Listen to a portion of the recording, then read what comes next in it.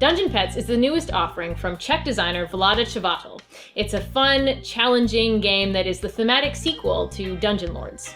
In Dungeon Petz, each player controls a family of imps that have gone into business for themselves, raising and selling little monsters for the Dungeon Lords to stock their lairs with. It supports from 2 to 4 players and plays out in about an hour and a half. So each player begins a game of Dungeon Petz with 6 imps and 2 gold on their burrow board of a particular color. And you can use your burrow card to store imps that aren't working, gold, artifacts, and food.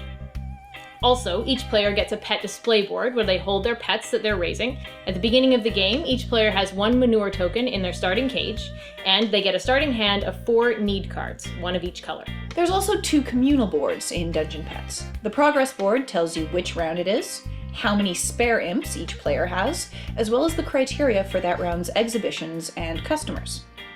The central board has spaces for all of the actions you can take, and it also stores the cages, add-ons, food, gold, pets, and other items that you can purchase over the course of the game. There's also 2 tracks on that central board, the exhibition track and the reputation scoring track, and each player is going to start by placing a minion on each of those. The game plays out in 5 or 6 rounds, depending on how many players you have. The player that has the most reputation at the end of the game wins. Now each round is divided into 6 phases: setup, shopping, need cards, showing off, business, and aging. During the setup phase, each player collects their income from the bank, and new pets, cages, and other items are laid out on the board. On the progress board, you're also going to reveal new information by turning over an unrevealed exhibition and customer tile. At the beginning of the shopping phase, each player raises the screen on their burrow board, and then they start dividing their imps into groups. You can put as many imps as you would like in any particular group. You can also bolster that group with gold tokens. So a group of 3 imps is the same size, mechanically, as a group of 2 imps with 1 gold token. Once everyone has decided on the sizes of their groups, everybody simultaneously drops the screens on their burrows, and the largest group of imps heads out onto the board. Each action on the central board has a limited number of action spaces assigned to it, so you've got to plan carefully. Actions might include buying cages and add-ons to house your pets, food to feed them, artifacts to help you take care of them, or the pets themselves. The little dial at the bottom of each pet's image is going to tell you what size it is based on the number of colored bars revealed, and the colors of those bars are also going to tell you which colors of need cards you're going to be forced to draw. So other actions that you can do on the central board include retrieving new imps from the progress board, getting your imps out of the hospital, volunteering to be a judge in the exhibition, or getting a spot on the platform so you can more easily sell your pets. Now you don't have to send all of your imps out onto the board. In fact, it might be a good idea to keep a small group in reserve on your burrow so you can use them during later phases. The need card phase is when players take care of all of the pets they own. Now you need cages to house each of your pets, and any pet that starts this phase without a cage is going to run away immediately. For the rest of your pets, you're going to have to draw and assign need cards to them. Each player draws 1 need card of the corresponding color for every revealed bar at the bottom of all of the pet styles. You're then going to assign needs to each pet individually based on the particular colors that are on its dial. So once all the needs have been assigned, it's time for the showing off phase. So you turn over your need cards and you address them. And now they can be addressed with food, with imps that aren't working, with stronger cages, or with magical barriers. And if you don't meet those needs, your pets can end up with suffering tokens, or they can run away, disappear into an alternate dimension, or even die.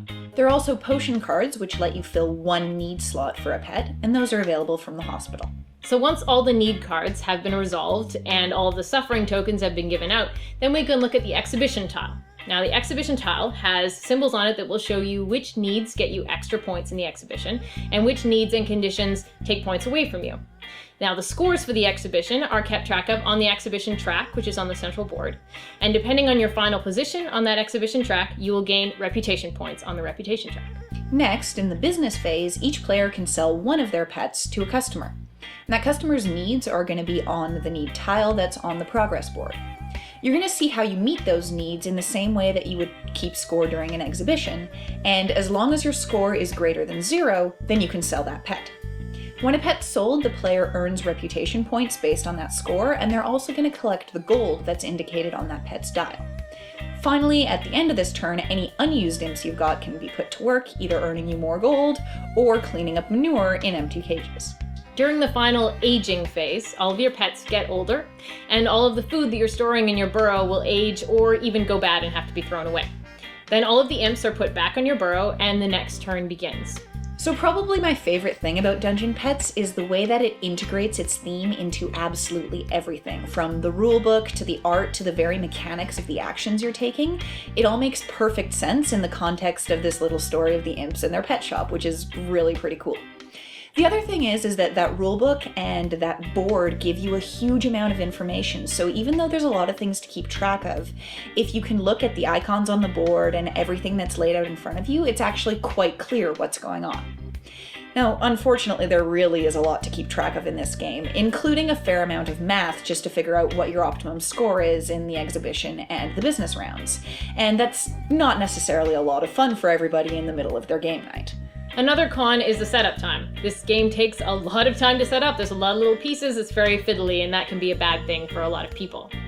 A pro, though, is that there's a really nice balance in this game between long-term goals and short-term goals. So you've got to keep the big picture in mind, as well as try and do the little actions in the short term that are going to get you the money and get you to the action spaces that you need. Another great thing about this game is it's competitive and it's interactive, but it's not directly competitive, so you're not killing each other, and that kind of thing appeals to a lot more people.